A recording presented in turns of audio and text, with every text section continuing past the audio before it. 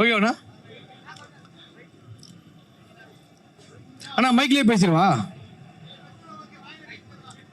ஆஹா, நம்ம டீம் எல்லாம் இங்கே தான் இருக்கீங்களா? சூப்பர்.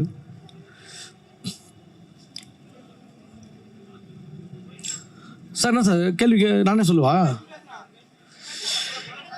நானே இல்லைம்மா, அப்படி அங்கே வந்து நிறைய கொஸ்டின்லாம் கொடுத்து கேம் மாதிரி பண்ணாங்க.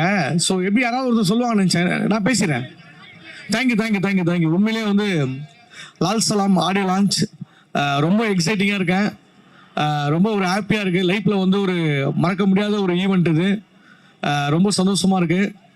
ஒரு ஏதோ ஒரு அச்சீவ் பண்ண மாதிரி லைஃப்பில் ஒரு ஃபீலிங்காக இருக்குது. Lal Salaam audio launch. Super star தலைவர் ரஜினி சார் பேச போகிறாரு. அவர் பேச்செல்லாம் கேட்குறதுக்கு ரொம்ப வெயிட்டிங்கில் இருக்கேன். ரொம்ப ஹாப்பியாக இருக்குது. சொல்லுங்கள் மேடம். ஆமாம் ஆமாம்.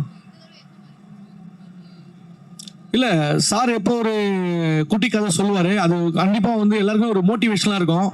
லைஃப்பில் ஒரு முன்னேறி வரணும் அந்த மாதிரி ஒரு மோட்டிவேஷன் இல்லை ஒரு கருத்தை சொல்லுவார். அது சொல்கிற ஸ்டைலே வேறு மாதிரி இருக்கும். அது இல்லாமல் வர லாஸ்ட் டைம் ஜெயிலர் படத்தில் வந்து சூப்பராக ஒரு ஸ்பீச் கொடுத்தாரு. வேறு லெவலில் இருந்தது. அப்படியே ஒரு மணி நேரம் சூப்பராக பேச அப்படியே அப்படி பார்த்துட்டு இருந்தேன் உட்காந்து வச்ச கண்ணு வாங்காமல். அந்த மாதிரி இப்போ என்ன பேசுவாருன்ற ஒரு வெயிட்டிங்கில் இருக்கேன். ஆமாம், இந்த படத்தில் பண்ணியிருக்கேன். சாரனும் நடிச்சிருக்கேன். பட்டு அவர் பக்கத்தில் போகும்போதே நம்மளுக்கு கொஞ்சம் பதட்டமாக இருக்கும். அப்படியே ஒரு இதுவாக இருக்கும். படம் பாருங்களேன், படம் பார்க்கும்போது உங்களுக்கு தெரியும். தலைவர் கூடலாம் வந்து தலைவர் படத்துக்கு வந்து நம்ம காலேஜ் படிக்கும்போது ஃப்ரெண்ட்ஸோடு போயிட்டு டிக்கெட் கிடைக்காம லைனில் நின்று போட்டி போட்டு லாஸ்ட்டில் கிடைக்காம வருத்தத்தோடு வீட்டுக்கெலாம் போயிருக்கோம். இப்போ அவர் தலைவர் படத்துலேயே நம்ம ஒரு கேரக்டர் பண்ணும்போது ரொம்ப சந்தோஷமாக இருக்குது, ரொம்ப ஹாப்பியாக இருக்குது.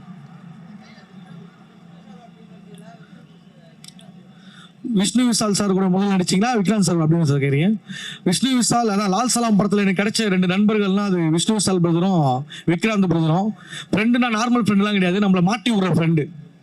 விஷ்ணு விஷால் பிரதர் எப்படின்னா நம்மளே வந்து ஏதோ லப்பர் பாலில் விளையாடிட்டு கிரிக்கெட் விளையாட்டு வந்திருக்கோம். அவர் என்ன பண்ணுவார், ஃபுல்லாக கட்ட பால் கரெக்டாக பால் எங்கே ஸ்பீடாக வருமோ அங்கே தானே நிற்க வைப்பார். நீங்கள் நில்லு, பால் அப்படியே புல்லட் ட்ரெயின் மாதிரி வேகமாக அப்படியே காதை உரசின்னு போவோம். மிஸ் ஆனால் பாலோட காதும் தனியாக போயிடும். அந்த மாதிரி நம்ம மாட்டி விடுவாப்புல. விக்ராந்த் சார் அவரும் அப்படிதான், அவரும் அதுக்கு ஆப்போசிட். அவர் என்ன பண்ணுவாரு, நம்ம ஓரமா நின்னா உடம்புல அடிப்பார் பால, ஒரு மூலையில என்னன்னா மூஞ்சில அடிப்பார். அந்த மாதிரி பிளான் பண்ணி பண்ணுவாங்க. 2 பேரும் வச்சு செய்வாங்க. 2 பேரும் ஒருத்தருக்கு ஒருத்தர் சலிச்சதில்லை, அவங்க கிட்ட மாட்டிட்டு நான் பொழைச்சதில்லை. அந்த மாதிரி செய்வாங்க வச்சு என்ன.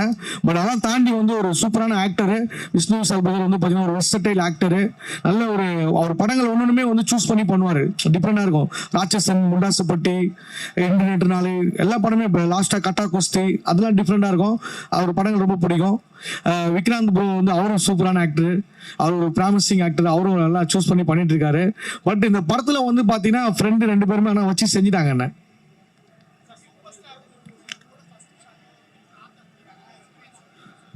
அதான் எல்லாத்தையும் அங்கே ஸ்டேஜில் பேசலான்னு பார்க்குறேன். இங்கேயே பேசி முடிச்சோம், என்ன பேச தெரியல ஸ்டேஜில். எனக்கு ஆல்ரெடி பாதி பேசிட்டேன், பட் ப்ராக்டிஸ் பண்ணி பார்த்துட்டேன். இங்கே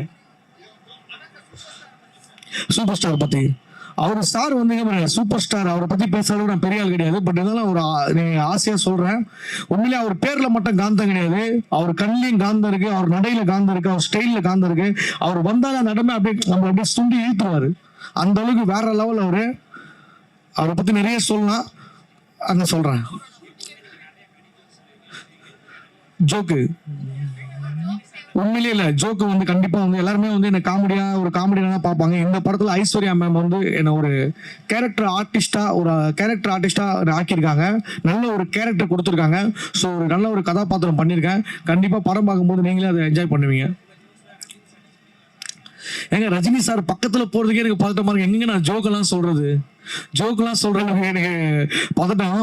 அவர் சார்கிட்ட வந்து ஒரு மரக்கன்று கொடுத்து ஒரு வாழ்த்து வாங்கினேன். சார் இது மாதிரி விவேக் சாருக்கு போல் வந்து நானும் தொடர்ந்து மரக்கன்றுலாம் நல்லா இருக்கேன் சார் அப்படின்னேன்.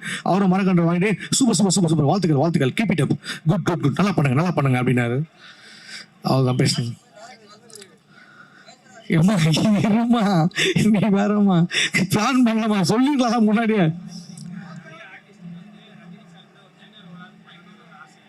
ஆமா உண்மையிலே ரொம்ப சந்தோஷமா இருக்கு. நம்ம லைஃப்ல வந்து ஒரு அச்சீவ் பண்ண மாதிரி ஒரு ஃபீல். நம்ம திரையில பார்த்து ரஜினி சாரை கை தட்டி இருக்கோம். அப்பா அம்மா எல்லாருமே ஃபேன்ஸா இருப்பாங்க. ஒரு 4 தலைமுறையை கட்டி போட்ட ரஜினி சார் 4 தலைமுறை மக்களையும் வந்து இன்ன வரைக்கும் ரசிக்க வச்சிட்டு இருக்காரு. அவரோட படத்துல நம்ம ஒரு கேரக்டர் பண்ணதுல வந்து மிகப்பெரிய சந்தோஷம். தேங்க்யூ, ரொம்ப நன்றி.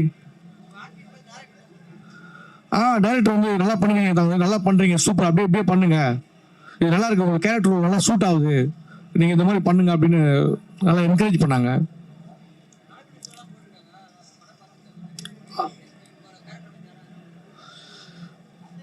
ஒன்றும் எனக்கு யாரும் கால் பண்ணல படம் பார்த்துட்டு, தெரியல சார் எனக்கு. நான் தடுமாறதை பார்த்து போதும் எடுத்துறீங்க பாருங்க தலைவா, வேற level. Thank you so much. Joke ready பண்ணுறது நான் நெக்ஸ்ட் டைம் சொல்றதில்ல. Thank you so much. Thank you sir.